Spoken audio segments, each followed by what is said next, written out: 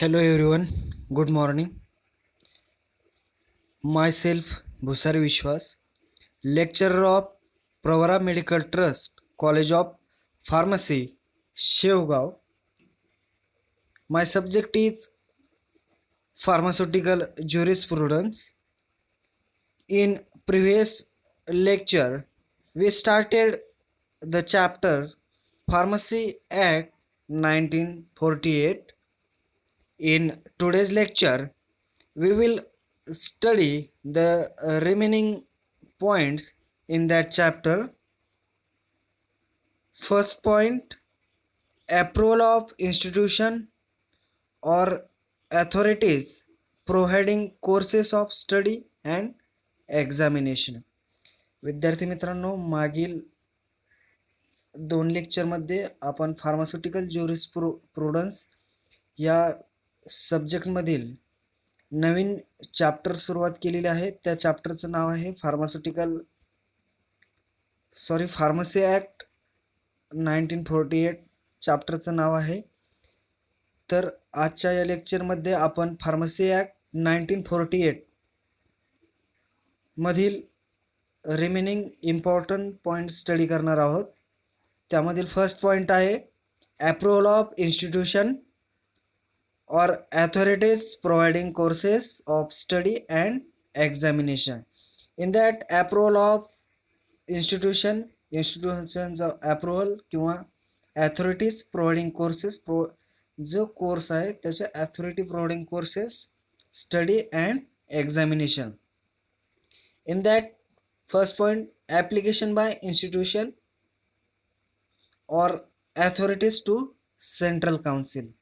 जो first point आहे त्यामध्ये application by institution or authority to central council. In that point or in this point, an institution or authority which conduct course of study or hold an examination for pharmacist has to apply to the central council for the approval of the course or examination. कुठे apply केलं जातं तर apply the central council for approval of the course or examination. मग first पॉईंटमध्ये काय सांगितलं विद्यार्थी मित्रांनो, तर ॲप्लिकेशन एनी इन्स्टिट्यूट असेल, एनी इन्स्टिट्यूट किंवा ऑथॉरिटी असेल ते काय करतात, which conduct the course of study or examination for the pharmacy. काय कंडक्ट करतात तर कोर्स ऑफ स्टडी किंवा एक्झामिनेशन फॉर द फार्मसी. आणि काय अप्लाय करतात तर to apply the central council. कुठे अप्लाय करतात, सेंट्रल काउन्सिलला for its approval of course or examination. जो कोर्ससाठी अप्रूवल केलं आहे त्या कोर्ससाठी अप्रूवल आणि एक्झामिनेशनसाठी अप्रूवल करण्यासाठी अप्लाय करतात. कुठे अप्लाय केलं जातं तर central council. First point, any institute or authority which conduct the course of study or examination for the pharmacy. काय कंडक्ट केलं जातं तर course of study or pharmacy examination has to apply. कुठे अप्लाय केलं जातं अप्रूवलसाठी तर सेंट्रल फार्मसी काउन्सिलमध्ये its approval of the course or examination. The next point, inspection. In that inspection, the central council after receiving the such application, जे first point बघितला आपण application by institution, त्यामधील काय केलं जातं, after the receiving the application deputy its inspector to visit the institution. काय केलं जातं, जो इन्स्पेक्टर असेल तो व्हिजिट करतो कुठे तर इन्स्टिट्यूशनला, and ascertain whether the institution has the prescribe facility for imparting training or holding examination in accordance with the education regulation or not. Inspector may also attend any examination to judge its standard without interfering with its conduct. The inspector then report to the council on the sufficiency or otherwise the facility available in the institution and on the conduct and standard of the examination held. In short, exam inspection मध्ये काय सांगितलं गेलं तर on the receipt of application, ज्यावेळेस application दिले जातं त्यानंतर on the receipt of application the central council appoints inspector. Central council काय करतं तर इन्स्पेक्टर अपॉइंट्स करते टू व्हिजिट द इन्स्टिट्यूशन. त्यानंतर ते जे अपॉइंट केलेले इन्स्पेक्टर असतात, जे व्हिजिट करणारे इन्स्पेक्शन करणारे पर्सन असतात, ते काय करतात तर visit the institution and to satisfy whether the institution has prescribed facility or not. म्हणजे की इन्स्टिट्यूशन ज्या फॅसिलिटीज आहे ते प्रेस्क्राईब करतं किंवा नाही.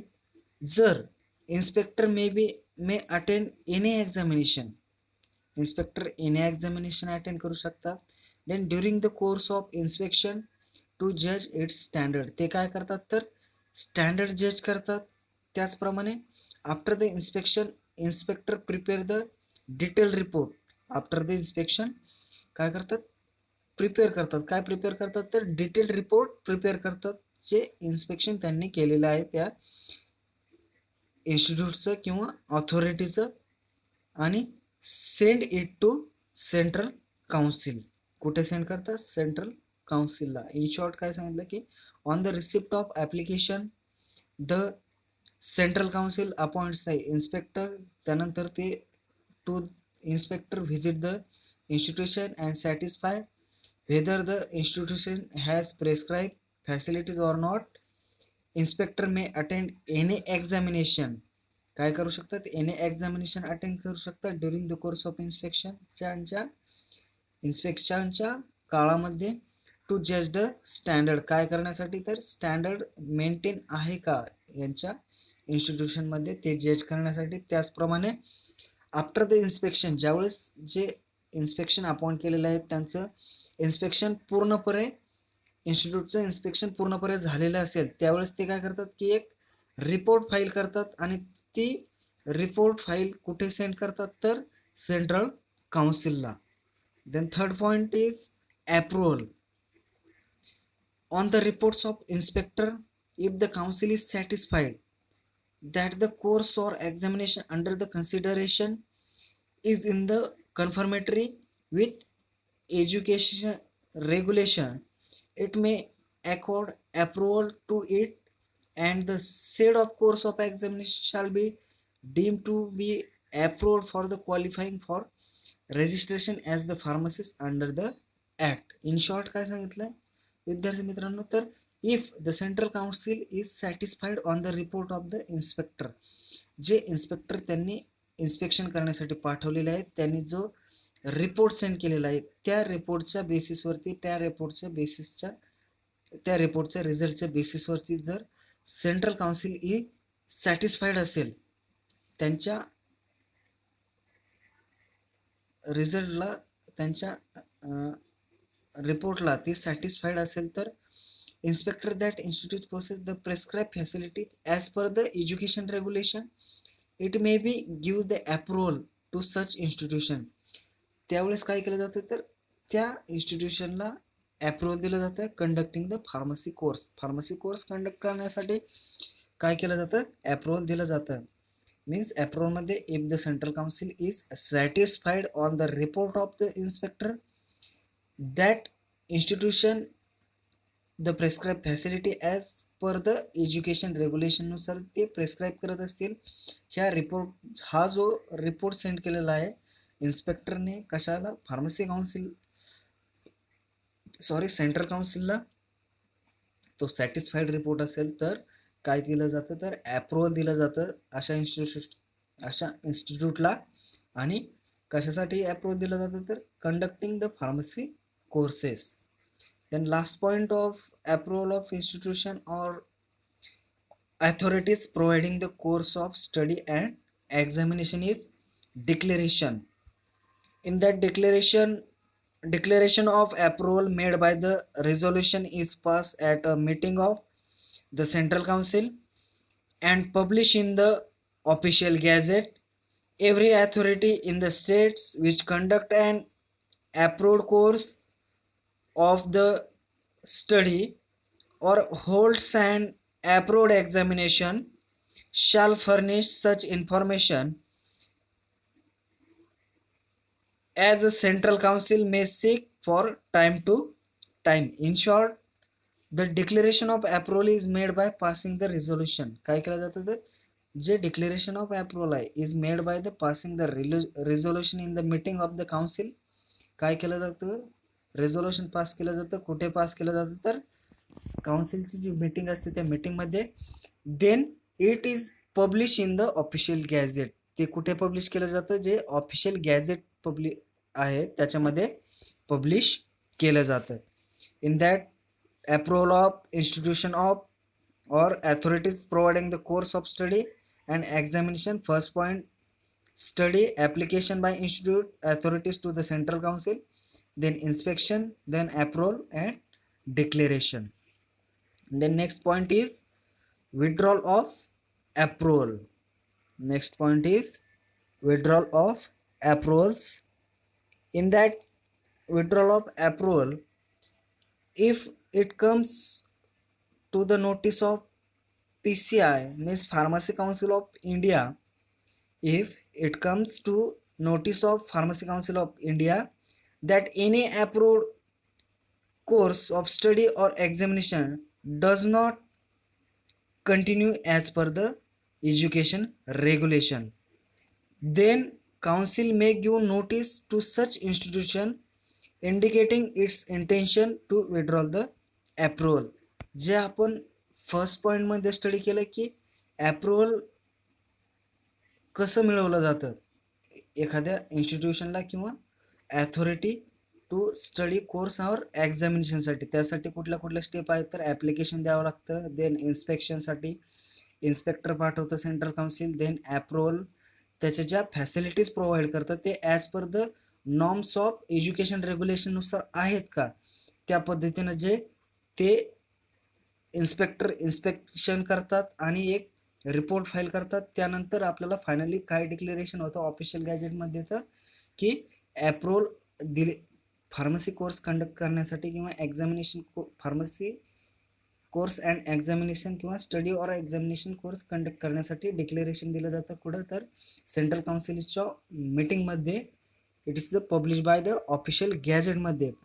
ते विड्रॉल ऑफ ॲप्रुव्हल कसं होऊ शकतं तर if it comes to the notice pharmacy council of नोटीसच्या निदर्शनात जर आलं एनी अप्रूव्ड कोर्स जे अप्रूव्ड कोर्स त्यांनी दिलेले आहेत त्याचा स्टडी किंवा एक्झामिनेशन हे as per the education regulation जे नॉर्म्स आहेत जे एज्युकेशन रेग्युलेशनचे जे नियम आहेत त्या नियमानुसार होत नाही किंवा त्यामध्ये त्याचं एज्युकेशन रेग्युलेशनचं पालन केलं जात नाही. देन काउन्सिल काय करते तर the council may be give the notice to such institution. ज्या ठिकाणी असं नियमाचं उल्लंघन होत असेल त्या अशा इन्स्टिट्यूटला काउन्सिल काय करते तर नोटीस दिली जाते indicating its intention. Firstly intention दिलं जातं कशासाठी तर to withdraw the approval. First point समजला. त्यामध्ये फर्स्ट काय पाहिलं आपण it is a come to the notice of Pharmacy Council of India that any approved courses of study or examination does not continue as per the ते जर त्यांच्या education रेग्युलेशननुसार continue करत नसतील देन काउन्सिल काय करते गिव द नोटीस त्या इन्स्टिट्यूटला notice देते कशासाठी तर withdraw the approval. Then second point of withdraw approval in such cases the concern institute should make representation through state government within 3 months from the date of receipt of notice. Then if the central council is satisfied on the report of state government it may give approval conditionally. जर त्यांना notice period किती दिला जातो तर 3 महिन्याचा state काउन्सिलला. त्यानंतर central council जर satisfied झाली त्या स्टेट गव्हर्नमेंटच्या रिपोर्टवरती तर it may be give the approval conditionally approval देऊ शकते. Then next one, approval of qualification granted outside India. Approval qualification granted outside the India. Next point आहे, त्यामध्ये स्टडी करणार आहोत आपण. फर्स्ट पॉईंट आहे त्यामधील the qualification in pharmacy granted outside India, it can be recognized by Pharmacy Council of India. Qualification मध्ये काय सांगितलं फर्स्ट पॉइंट तर central council qualification in pharmacy granted outside in India can be recognize. कोण recognize करतात तर pharmacy council of India. This is applicable to Indian citizen. कोणासाठी applicable आहे तर इंडियन सिटीजनसाठी. Then third point, citizen of foreign nationality can be eligible for the registration. Indian सिटीजनसाठी तर applicable आहे, परंतु असं other than India means foreign नॅशनॅलिटीवाला सिटीजनसाठी सुद्धा कॅन बी इलिजिबल असेल रजिस्ट्रेशनला. रजिस्ट्रेशन करू शकतो तो पर्सन अदर दॅन इंडिया असेल किंवा फॉरेन नॅशनॅलिटीवाला पर्सन कॅन्डिडेट असेल, तो एलिजिबल आहे कशासाठी रजिस्ट्रेशनसाठी. कधी रजिस्ट्रेशन आहे तर कधी इलिजिबल आहे तर when and Indian nationality holding the same qualification is allowed to enter and practise in that country. कधी आहे तर when and Indian nationality holding the same qualification, काय पाहिजे same qualification is allowed to the enter and practice in that country. Then next one, central register. It is an important point. Central register under the provision of the section 15A of the Amendment Act 1976. Section 15A नुसार कलम 1976 मध्ये the central council has to maintain in as a prescribe manner a register to pharmacist to be known as the central register. त्यालाच काय म्हटलं जातं तर central register. कशाला म्हटलं जातं? Under the provision of section 15A of the amendment act 1976 the central council has maintain in the prescribe manner register of pharmacist. कोण maintain करतं तर सेंट्रल काउन्सिल मेंटेन करतं. काय मेंटेन करतं तर prescribe manner a register of pharmacist. यालाच काय म्हटलं जातं? It is a known as central register. The next point of central register which contain name of all person whose name are entered in the register of for a state. कोणाचं नाव register केलेलं असतं तर it contain or which contain name of all person. असे all person कोण? Whose, ज्यांचं नाव enter केलेलं आहे कुठे? रजिस्टर ऑफ स्टेटमध्ये. Each state government has to supply 5 copies of register for state to central council. किती कॉपीज सप्लाय करतं किंवा सबमिट करतं तर स्टेट गव्हर्नमेंट टू सेंट्रल काउन्सिलला 5 copies after the first day of April every year. कधी submit करतं तर after first day of April every year. एप्रिलच्या फर्स्ट डेमध्ये एव्हरी इयरमध्ये. The register has maintain by the registrar of pharmacy council of India. हे register maintain करण्याचं काम कोण करतं तर जो रजिस्ट्रार नेमलेला असतो फार्मसी काउन्सिल ऑफ इंडियाने, किंवा जो फार्मसी काउन्सिल ऑफ इंडियाचा रजिस्ट्रार असतो तो मेंटेन करतो. Has to revise the suitably time to time. कोण सुटेबली काय केलं जातं याचं? It is a revise by time to time. Then next point, publish in the Gazette of India. The Central Registrar is deemed to public document with meaning Indian Evidence Act 1970 2. It is provided by the production of copy of the registrar as published in the gadget of India. कुठे publish होतं तर ते तर gadget of इंडियामध्ये publish होतं. Central registrar कशाला म्हटलं जातं तर under the section of the 15A act 1976 the central council has to maintain in a prescribed manner a register of pharmacists to be known as a central register. Then 5 copies submitted in every first day of April every year. Then registrar is maintained by the registrar of PCI, means Pharmacy Council of India. It has revised by suitably time to time. कसं revise केलं जातं suitably time to time and published in the Gazette of India. Then next one, State Pharmacy Council.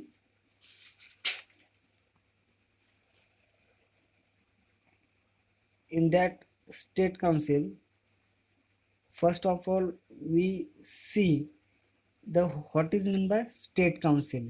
It means the State Pharmacy Council constitute under the section 19 and also include Joint State Pharmacy Council constitute under the section 20 of Act. म्हणजेच काय तर under the section of 19 आणि also include Joint State Pharmacy Council constitute under the section of 20 Act. Then firstly we study the State Pharmacy Council. In that State Pharmacy Council, it is consist of elected members, nominated members and ex officio members. जी state pharmacy council आहे ती state pharmacy council प्रामुख्याने कशी बनलेली आहे तर यामध्ये elected members असतात, त्याचप्रमाणे नॉमिनेटेड मेंबर्स असतात आणि एक्स ऑफिसिओ मेंबर्स सुद्धा असतात. पण firstly in elected members 6 members by register pharmacist of the state. जे 6 मेंबर आहेत ते कोण असतात? 6 members elected amongst themselves by register pharmacist of the state. Register pharmacist असतात 6 members. 1 member elected by the medical council of state. 1 member कसा elected केलेला असतं किंवा का कुठून? 1 member elected by the medical council of state. Then nominated members. In that nominated members 5 members nominated by state government. कोण nominate करतं तर state government. whom at least 3 shall be person possessing a prescribed degree or diploma in pharmacy. जे nominate करणार आहे member कोण 5 member nominate करणार आहोत. त्या 5 कोण नॉमिनेट करणार आहे ते 5 मेंबर तर स्टेट गव्हर्नमेंट. परंतु त्या 5 पैकी कमीत कमी 3 मेंबर्स काय पाहिजे? डिग्री किंवा डिप्लोमा पाहिजे. In which field?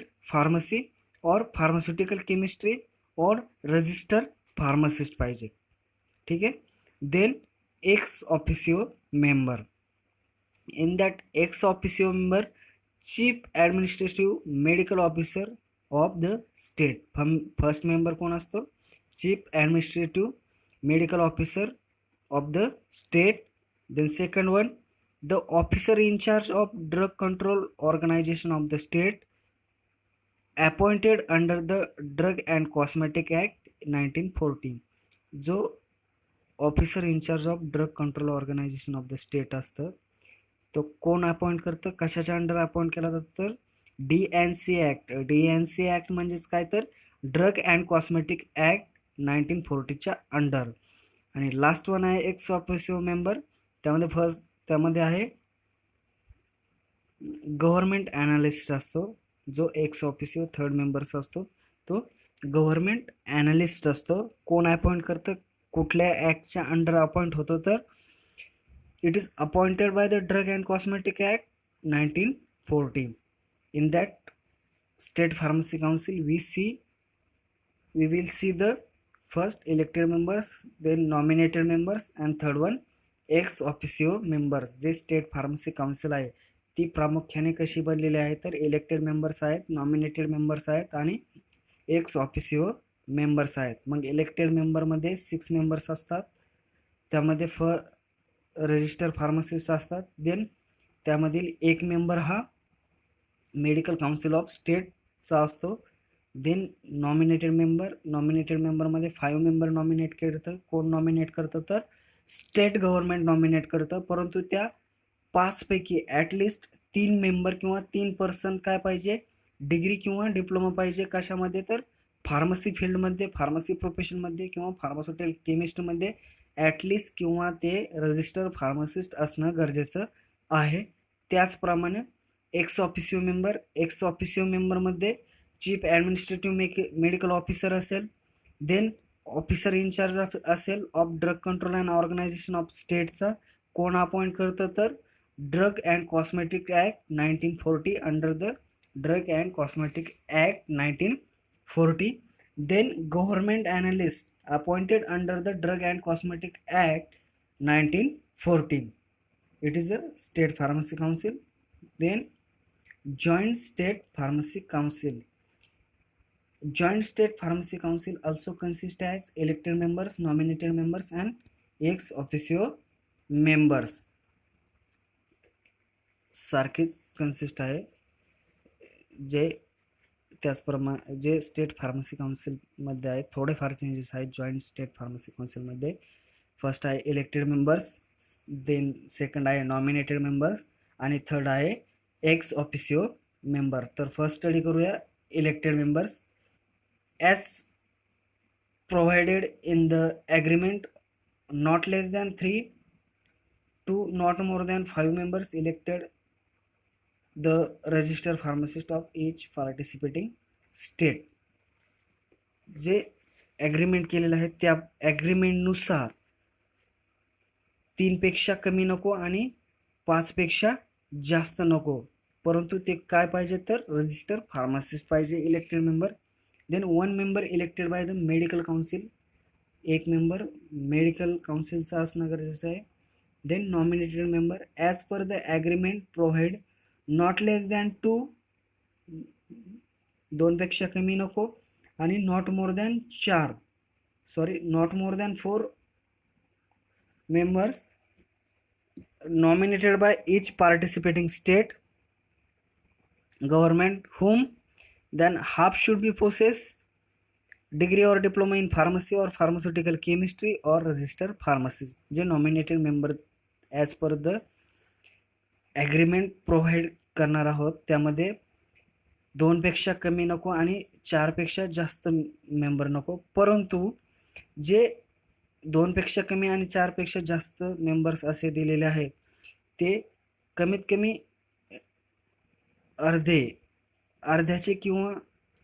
अर्ध्याची तरी डिग्री किंवा डिप्लोमा पाहिजे. कशामध्ये? फार्मसीमध्ये किंवा फार्मास्युटिकल केमिस्ट्रीमध्ये, किंवा ते रजिस्टर फार्मासिस्ट असणं हे गरजेचं आहे. त्याचप्रमाणे ex officio member, first ex officio member chief administrative medical officer of the state. कोण पाहिजे? Chief administrative medical officer. Then the office in charge of drug control organization of state appointed under the drug and cosmetic act 1940. Then government analyst under the drug and cosmetic act 1940. election and terms of offices. जे president आणि vice president जे state काउन्सिलचे president आणि vice president असतील ते कशा पद्धतीने निवडले जातात तर the president and vice president are elected by the members from the among themselves. कसे तर इलेक्शनच्या पद्धतीनं. Then it provided that for the period of 5 years, त्यांचा कालावधी किती असतो? 5 वर्ष. From the first constitution of state council, the state government nominated president who hold the office for 5 years. किती इयरसाठी होल्ड करू शकतो ऑफिस किंवा त्यांचा कार्यकाल किती असतो? तर 5 वर्ष.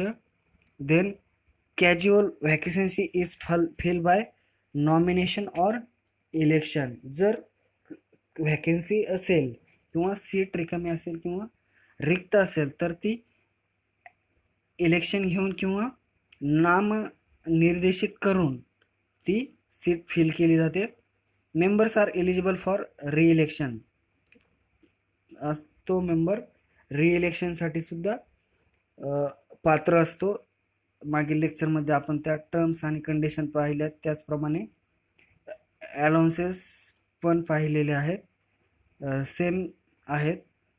Then last point, possesses and executive committee similar to the central council. Executive committee आहे ती कशाच्या सिमिलर आहे? तर सेंट्रल काउन्सिलच्या.